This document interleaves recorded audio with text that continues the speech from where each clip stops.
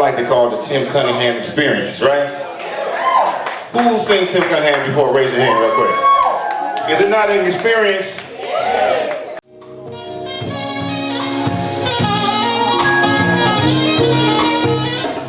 Hello, my name is Tim Cunningham. I'm a musician. I play the saxophone.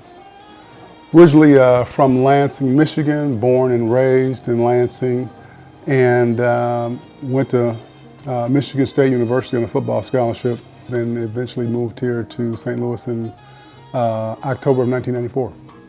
When I first started playing the saxophone, I was about 13 years old, and my original instrument was drums in the 6th grade, and I moved over to the saxophone in 7th grade. I was very fortunate when I began playing the saxophone in the 7th grade. We only had concert band and marching band. So when I got to high school, my band director, who was my mentor, he went from my junior high school to my high school. So I had him for 6 years. And we were very fortunate to have a jazz program because there was only 2 schools in the city. It was Sexton and Everett High School that had jazz bands. So I was extremely fortunate to be able to be involved in a jazz band in high school. Okay. Well, my high school band director first inspired me because he was a clarinet player, but also a sax player. He went to Jackson State University and played in the marching band, and actually did some gigs with Al Green and other artists on the road. So that's how I got attached to the saxophone, and he was, like I said, it went from junior high to high school. I followed, you know, he was my director. And then he turned me on to guys like Grover Washington Jr.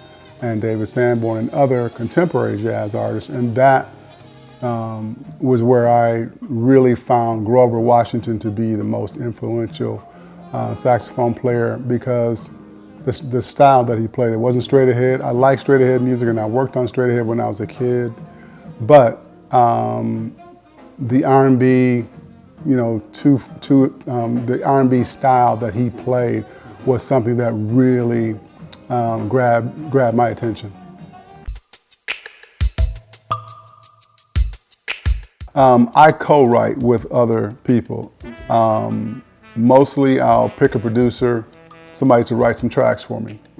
But I would always want to be the person that writes the melody of the song. So I'm trying to write some of my own stuff. I've got a couple tunes that I'm working on by myself. I play keyboards just enough to be able to write a song, but I never really got one on an actual, I've never put one on an actual CD, I should say.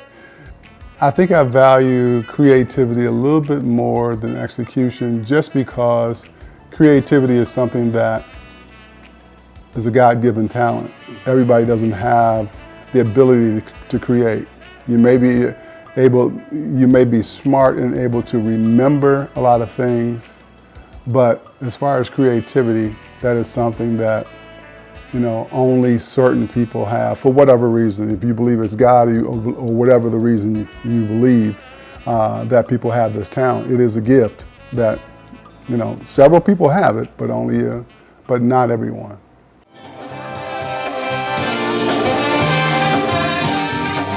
The one thing I think that sets me apart from other musicians or other saxophonists is, for whatever reason, I'm able to create a lot of intensity on stage, and the musicians can feel, you know, when we're able to gel together and create some intensity when the music is supposed to be intense, and also break the music down when it's supposed to be a little less intense. And dynamics, which is all what I'm speaking of, are so critical to music that, and I think a lot of musicians miss out on, using dynamics and being able to use them in the right place. That's critical.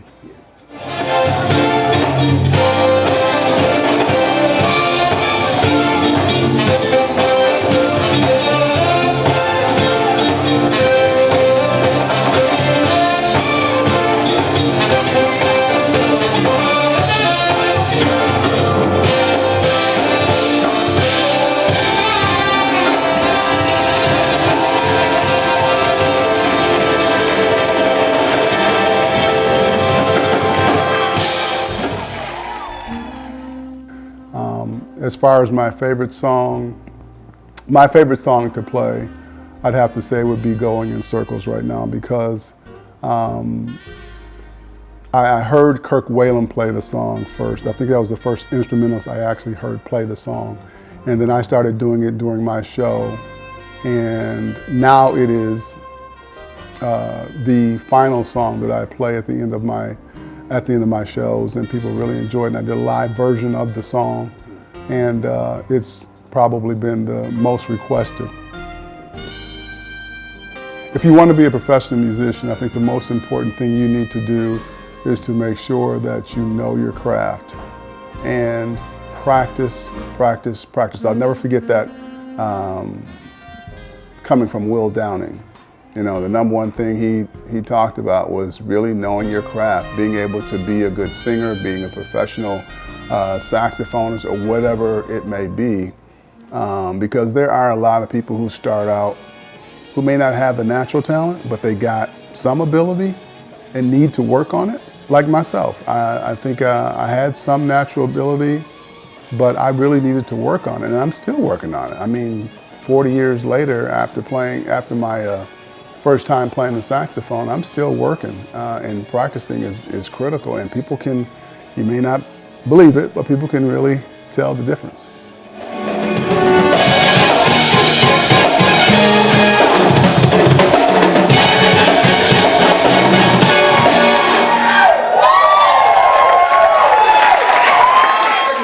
I'm Tim Cunningham.